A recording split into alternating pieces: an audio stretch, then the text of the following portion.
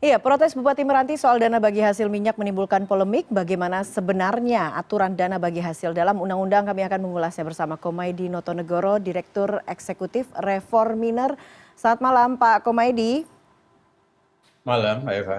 Iya, Pak Komaydi, ini sampai keluar kata-kata ada iblis atau setan. Karena memang harapannya di saat harga minyak sempat menembus 100 US dollar per barrel ini, daerah berharap ada penyesuaian tentunya soal dana bagi hasil. Nah, ini kemudian menimbulkan protes dari Bupati Meranti. Nah, kita butuh pencerahan. Bagaimana sebetulnya aturan dana bagi hasil ini sebetulnya, Pak? Iya, sebetulnya sudah diatur cukup clear di dalam undang-undang ya, Mbak Eva. Di dalam Hmm. Undang-Undang Nomor 33 Tahun 2004 mengenai perimbangan keuangan antara pemerintah pusat dan daerah. Di sana tidak hanya migas sebetulnya, Hmm. ada DPH mineral, ada DPH kehutanan, ada DPH kelautan, sangat detail diatur mengenai persentase berapa yang diterima oleh provinsi, kabupaten kota, dan pusat. Jadi masing-masing sudah ada tarifnya begitu. Jadi Hmm. kalau perhitungan semestinya kalau asumsinya sama seharusnya tidak ada perbedaan angka ya Mbak. Dan Hmm. setiap tahun setahu saya sudah ada pemberitahuan dari pemerintah pusat melalui Kementerian Keuangan kepada masing-masing Pemda. Jadi jatahnya berapa? Karena asumsinya sudah sangat jelas di APBN kan kita pasang asumsi juga ICP-nya berapa, harga gasnya berapa, Hmm. liftingnya berapa. Nanti kalau kurang lebihnya biasanya di realisasinya harga minyaknya kan tentu tidak persis sama ya Mbak Eva. Ya. Kemudian liftingnya juga belum tentu sama setiap tahun. Dan itu biasanya ada istilah under dan overlifting yang sama-sama nanti dikomunikasikan antara pemerintah pusat dan daerah.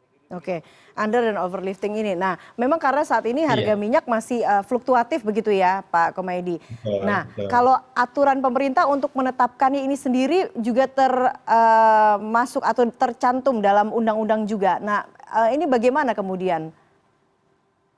Iya, mungkin belum terinformasi secara penuh kepada masing-masing pemerintah daerah ya, Mbak Eva. Jadi kan tertuang di dalam Undang-Undang APBN setiap tahun kan sebetulnya asumsinya sudah jelas. Jadi ICP-nya berapa, nilai tukar rupiahnya berapa, liftingnya berapa, itu sudah sangat clear sebetulnya Hmm. di RAPBN setiap tahun anggaran sudah ada sebetulnya, Mbak Eva. Sehingga nanti tinggal dihitung saja liftingnya berapa. Nah, seringkali kan lifting ini naik turun, Mbak. Jadi Ya. kalau harganya naik, tapi volume liftingnya turun kan A dikali B, tapi kalau B-nya turun kan hasil akhirnya bisa turun juga. Nah, ini yang apakah sudah dilihat, apakah memang ada kenaikan, dari sisi harga memang betul naik, tapi dari Hmm. sisi volume turun atau tidak. Kalau sisi volumenya turun kan belum tentu juga naik begitu, karena faktor pengalinya kan ada dua item itu, ada Hmm. harga dan ada volume produksi atau yang lebih dikenal adalah lifting, karena lifting ini yang siap jual begitu, Mbak. Oke, karena Kemenq sebetulnya juga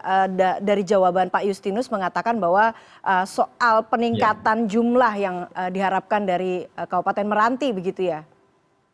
Iya, iya, saya kira setiap kabupaten kota berharap demikian, tetapi Hmm. kan perlu dilihat variabel penentunya. Variabel penentunya ada dua item. Ya. Yang pertama adalah volume produksi dari migas itu sendiri, yang kedua adalah harganya. Nah, kalau harga kan tentu average-nya harus dilihat di dalam satu tahun, jangan di bulan-bulan tertentu. Kalau Hmm. harga minyak ini kan naik turun nih, jadi hari ini Hmm. misalkan 100, besok mungkin bisa 99. Nah, biasanya itu adalah di average di dalam konteks 365 hari di dalam satu tahun, Mbak Eva. Nah, ini yang Hmm. mungkin Pak Bupati apakah hanya menggunakan acuan di bulan tertentu, kemudian mungkin bisa ketinggian harganya begitu. Atau Oke. mungkin volume liftingnya turun tetapi kemudian tidak dihitung. Nah, ini sebetulnya yang perlu diluruskan. Saya kira perlu dikomunikasikan antara pemerintah pusat dan daerah, duduk bersama, kira-kira permasalahannya ada di mana. Dan sayangnya kan ini sudah sampai ke publik dan Publik, ada betul. edukasi yang kurang pas, betul. Saya kira caranya kurang tepat meskipun mungkin tujuan beliau adalah baik untuk meningkatkan kesejahteraan masyarakat setempat, tetapi dengan cara-cara yang mestinya lebih bijaksana lagi begitu, Mbak Eva. Nah, itu dia untuk meningkatkan kesejahteraan masyarakat setempat. Karena kita juga Iya, ingat sebetulnya Pak Komaydi, sempat ada permasalahan juga ini di Blok Cepu, di mana Kabupaten Blora kemudian juga sempat protes. Karena harapannya iya, tentunya eksploitasi sumber daya alam, termasuk juga minyak, ini memberikan perbaikan bagi masyarakat sekitar, tapi faktanya iya. tidak dirasakan warga begitu. Nah, bagaimana sebetulnya seharusnya pembagian yang ideal kalau gitu? Iya, sebetulnya di dalam undang-undangnya kan sudah detail daerah penghasilnya berapa, kabupaten kotanya dapat berapa, provinsinya berapa, terus kemudian ada memang sekian persen yang dibagi hasilkan ke daerah selain penghasilnya, Mbak Eva. Jadi misalkan nih Hmm. di Jawa Timur ada 15 kabupaten kota, Hmm. Bojonegoro, Blora penghasil. Tetapi Madiun, Nganjuk dan lain-lain juga dapat, Mbak. Tetapi dengan porsi yang berbeda begitu. Nah, Hmm. mungkin angka-angka semacam ini, detail pembagian semacam ini belum terkomunikasikan dengan utuh kepada masing-masing Pemda. Nah, ini saya kira juga PR dari teman-teman di pemerintah pusat, terutama di teman-teman Kementerian Keuangan untuk mungkin mensosialisasikan ini lebih gencar lagi begitu. Oke, kalau dalam undang-undang sendiri aturannya ada atau tidak untuk menentukan kesepakatan porsi besaran TKDD begitu ya misalnya dalam jangka waktu berapa lama sebetulnya Pak Komedi? Iya, sebetulnya setiap tahun kan angkanya beda-beda, tapi Mm-mm. persentase bagi hasilnya sama, Mbak Eva. Misalkan untuk minyak ya, minyak itu adalah 15,5% untuk daerah. Rinciannya 3% untuk provinsi, Mhm. 6% untuk kabupaten kota penghasil, 6% lagi sisanya adalah untuk kabupaten kota non penghasil. Nah, yang 0,5% adalah untuk pendidikan di wilayah setempat. Jadi sudah sangat detail. Nah, prosentasenya tinggal dikali saja. Nah, tahun Hmm. ini produksinya berapa, hasilnya berapa, ya kabupaten kota dapatnya 6% dari hasil kali tadi begitu sebetulnya. Oke. Nah, mungkin perkalian-perkalian ini yang belum terinformasikan secara utuh, Mbak.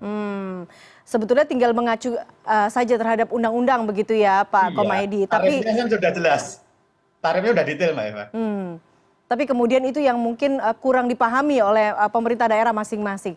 Nah, kalau kemudian kita bicara APBN saat ini mengalami surplus, apakah memang ada kewajaran mungkin pemerintah pusat misalnya meningkatkan TKDD-nya ke daerah, apakah mungkin itu kemudian direvisi persentase-persentasenya, ataukah harus merevisi atau melakukan perbaikan undang-undang lagi?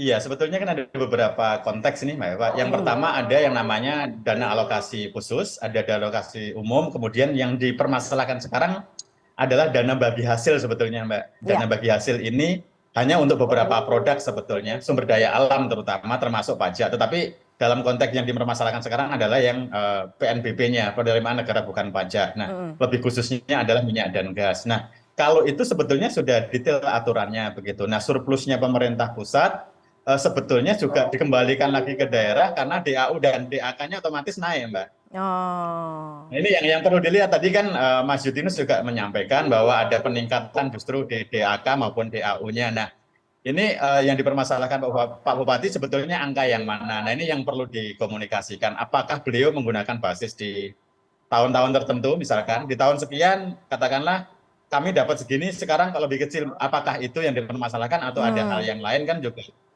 tidak clear ya di Mm, mm, dalam mm. penggalan video yang beredar sudah viral di publik begitu, Mbak. Oke, oke. Tapi kalau kemudian kita bicara fakta terakhir, pemerintah pusat juga mengatakan bahwa dana bagi hasil ini mengalami lonjakan yang cukup tinggi. Tapi faktanya Ya. ada juga protes dari daerah soal DBH ini. Menurut Anda problemnya di mana kalau begitu Pak Komayedi? Iya, mungkin yang disampaikan oleh pemerintah pusat kan in total, Mbak Eva. Sementara untuk masing-masing daerah kan bisa dinamikanya beda-beda begitu. Hmm, Misalnya produksi migas di Kabupaten Bojonegoro naik begitu, otomatis naik. Tapi kalau di Kabupaten Meranti produksinya turun kan nggak bisa naik juga, Mbak. oke. Nah, ini harus dilihat detailnya. Nah, produksinya di teman-teman di wilayah yang dipimpin Pak Bupati ini sedang naik atau tidak begitu. Hmm, Kalau naik tetapi turun, nah ini yang perlu dipermasalahkan. Apakah mungkin ada kebijakan lain dari pemerintah pusat? Nah, ini kan yang perlu dikelirkan, yang perlu hmm, duduk bersama begitu. Bahwa in total DBH-nya naik itu mungkin data makro, dan data makro kan tersusun dari beberapa komponen, Mbak Eva. hmm, Ada migas, ada mineral batu bara, hmm. kemudian ada kehutanan. Nah, ini kan juga terdongkrak oleh harga batu bara yang naik signifikan. Iya, Mungkin iya. bisa juga naik ke daerahnya begitu. Nah, ini perlu dilihat lebih detail lagi Hmm, hmm, hmm. karena yang dipermasalahkan migas, tentu kita perlu lebih persempit lagi apakah migas di kabupaten yang bersangkutan mengalami peningkatan atau penurunan. Secara teori, kalau tidak ada lapangan-lapangan baru, produksi migas itu cenderung Pasti turun. turun Hmm, setiap tahun, Mbak. hmm, hmm, hmm. Iya, karena kan dia sumur-sumur yang seperti kapasitas sumur air, kalau tidak ada pembaruan sumur, otomatis debitnya juga akan turun begitu. Oke, baiklah. Artinya yang harus ditunggu adalah pemerintah pusat dan daerah kemudian duduk bersama untuk memperjelas begitu ya apa yang kemudian dipermasalahkan Iya, dan data-datanya seperti apa. Tapi betul. apa yang kemudian terjadi di Meranti ini tentu kita tidak harapkan terjadi di daerah lain karena bahkan sampai ada ancaman ingin keluar dari negara begitu ya. Nah, menurut Anda Pak Komaydi terakhir bagaimana strategi pemerintah yang ideal soal masalah ini? Iya, saya kira ini autokritik untuk kita bersama sebetulnya ya Mbak. Jadi pemerintah pusat juga perlu ada beberapa hal yang dievaluasi. Berarti ada beberapa PR yang belum terselesaikan. Salah satunya adalah mengkomunikasikan regulasi yang sebetulnya sudah sangat lama Mbak Eva. Terbit dari tahun 2004 ya undang-undangnya.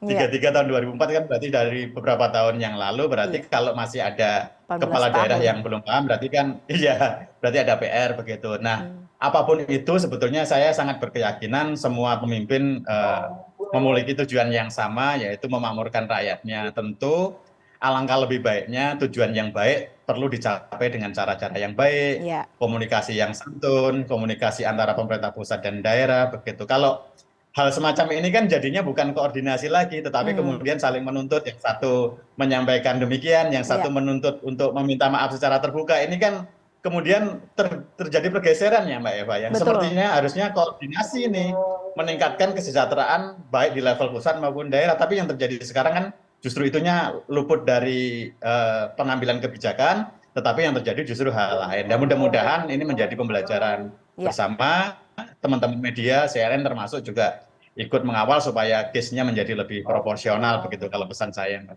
Baik, harapannya tentunya adalah kesejahteraan masyarakat begitu ya. Tapi apa yang kemudian kita lihat saat Betul, ini adalah betul. keresahan masyarakat karena informasinya juga tidak Iya, jelas dan seharusnya bisa diselesaikan dengan komunikasi yang lebih betul. baik lagi. Baiklah Lebih Pak baik, Komaydi betul. Notonegoro, Direktur Eksekutif Reforminer, terima kasih atas waktunya di CNN Indonesia Sama-sama, Prime News. Selamat malam. sama-sama. Baik. Selamat malam, Mbak.